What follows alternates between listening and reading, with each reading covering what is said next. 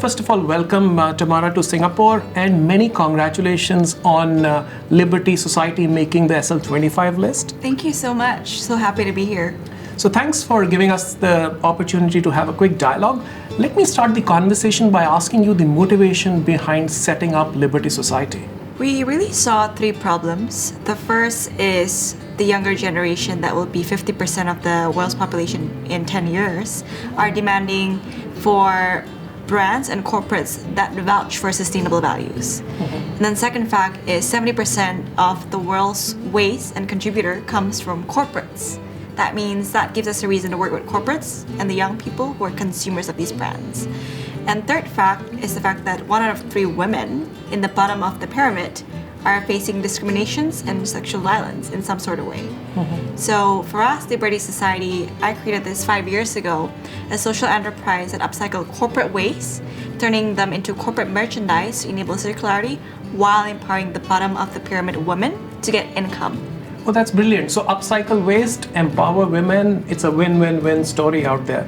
But talk a little bit about your own journey. So think about steward leadership, values, and talk about how you embrace those values as a leader as you drive the agenda in Liberty Society. I will start with my own journey of 10 years ago. I founded a nonprofit because in Jakarta, when I was volunteering one time to a rural village, I saw this 11-year-old who wanted to be a doctor or a nurse, and that's the only common answer. And then I looked back into the reality of these women and these girls and say, probably in 5 years she would drop out of school because she has to help her parents to find work. And then I come back with that commitment of how can I empower these women to get sustainable income and get these girls to enable their dreams to do something of their calling.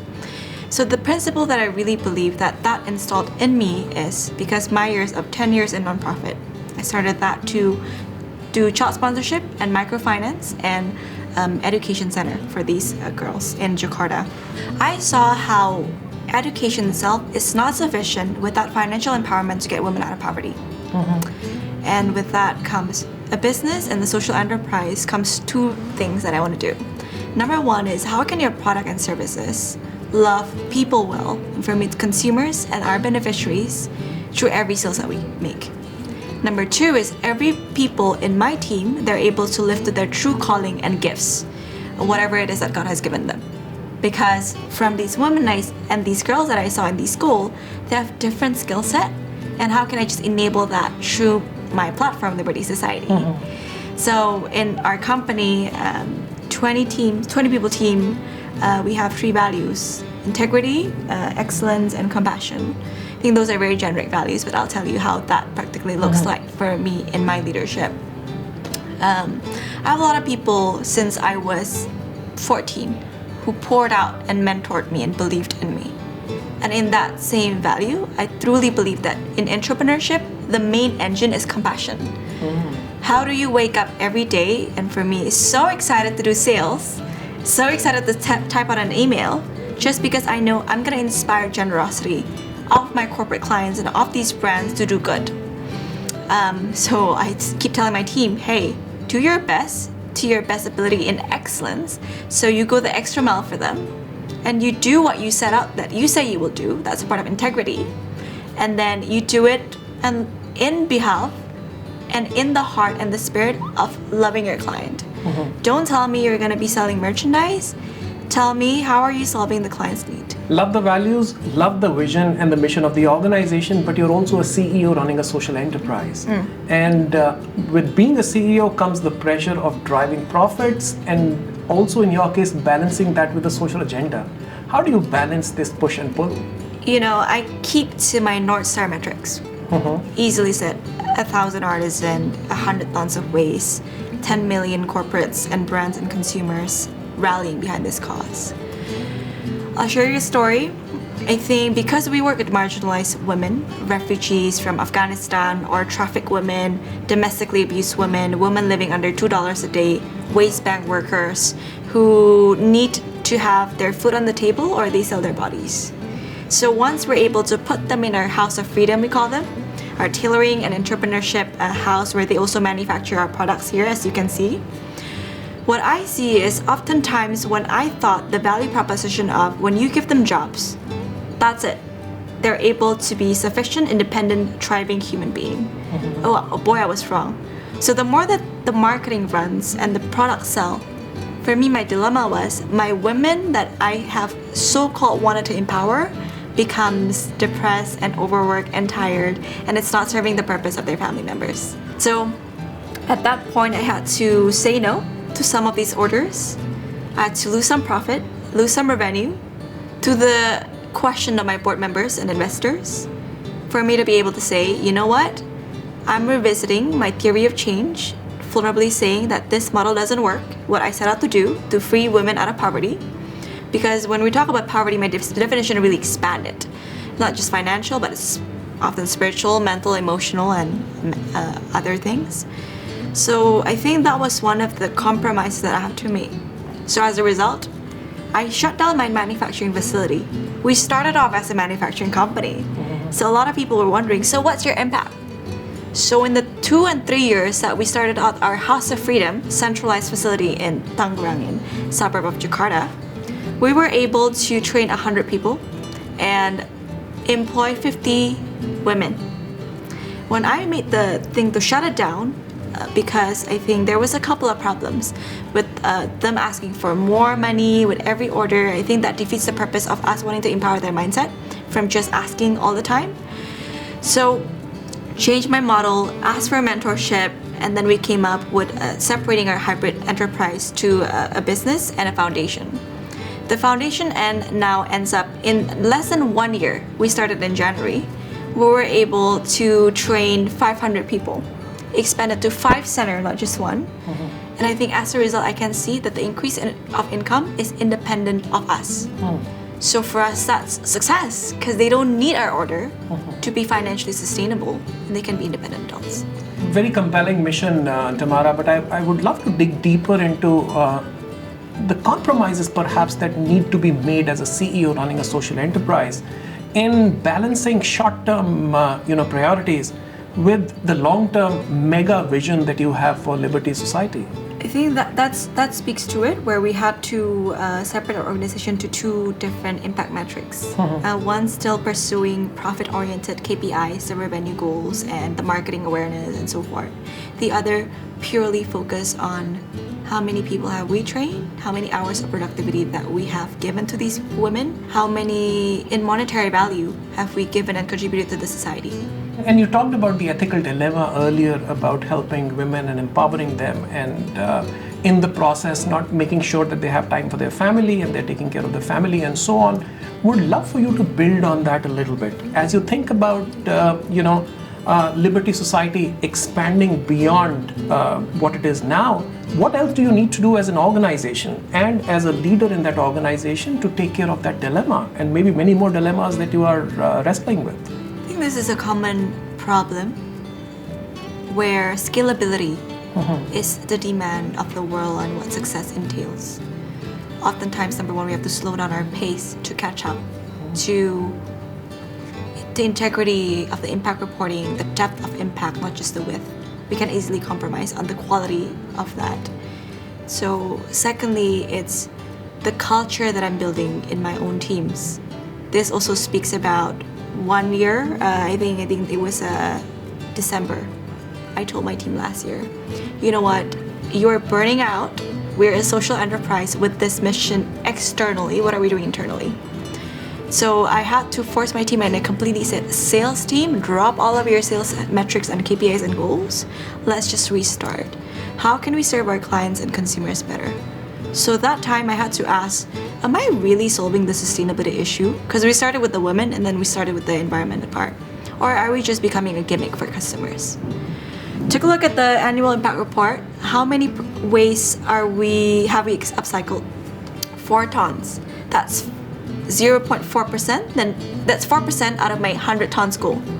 What does that say? I mean, every day in our largest landfill in Indonesia, it's 50 tons is the per day. I'm not solving the issue, right? So I think that comes the angle of innovations as a CEO, where I constantly have to think and not be easily content with the team. Yes, there are elements of we work with 150 brands, multinational and whatnot, but those are project basis. So for me to constantly rewire my team's mindset and outlook, how can we have this innovation spirit of we don't want to say we're taking $1 away from your CSR budget or procurement budget, but we want to say your $1 can extend to catalytic funding that funds $2 for the community that are making the product, but also you're saving costs, and we're doing real stuff about upcycling these waste, and it's really making a bigger impact. And you did talk earlier about the metrics that you use and how you measure the success of the organization.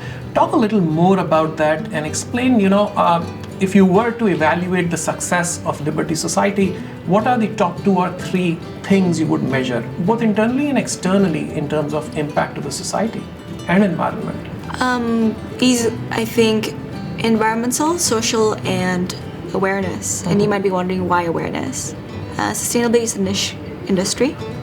For us, it's important that we capture the projects that we do with clients, and we measure the number of employees, customers, and the public that are aware about these initiatives. Secondly is environment, number of waste upcycled, the number of carbon emissions that we're saving as a result of reducing this waste from landfill. Social, it's the social emotional well-being of these women that we're training and employing, and the number of them increasing in income. Mm-hmm. Okay, so talk a little bit about the future of Liberty Society. Looking forward, increasing the impact both internally and externally, perhaps outside of Indonesia.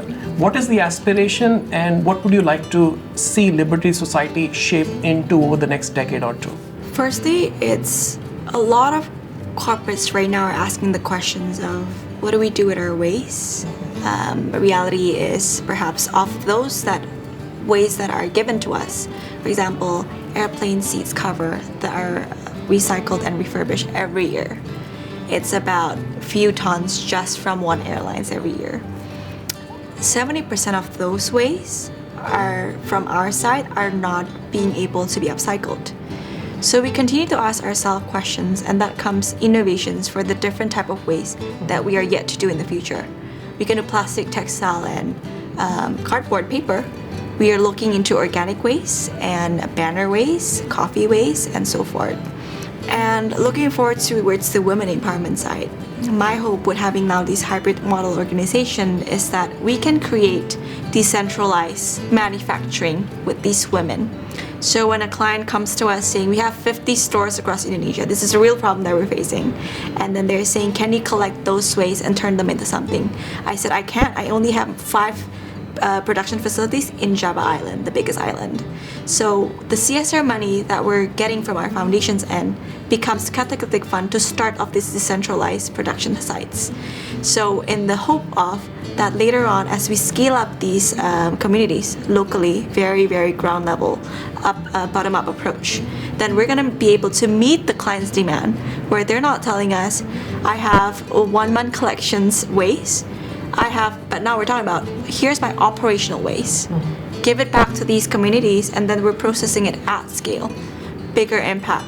So that's my hope, where this can expand beyond Jakarta.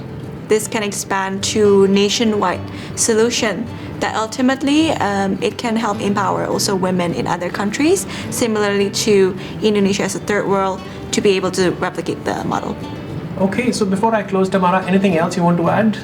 For us, what inspires us to continue to innovate restlessly, even though early on, the past 4 years, there were so many moments we wanted to close.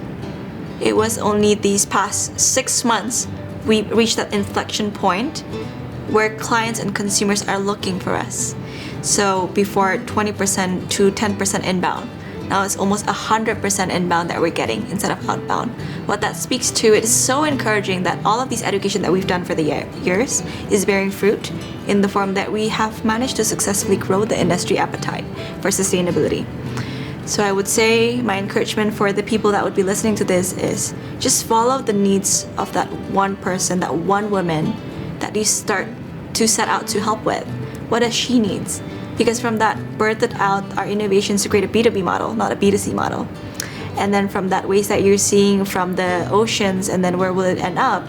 following that model, going to the source, going to the factory, going to the actual production and saying, let's work with these brands now and these corporates and not just the consumers end. I think that's been our journey and it's been so rewarding. No, wow, what a wonderful journey, Tamara. Upcycle waste, empower women, innovate. It's a beautiful win-win-win story. So many congratulations on leading Liberty Society, and many congratulations on being recognized in the Steward Leadership 25 list. Thank you for your time this evening. Have a wonderful rest of the day. Thank you, Mr. Sunil.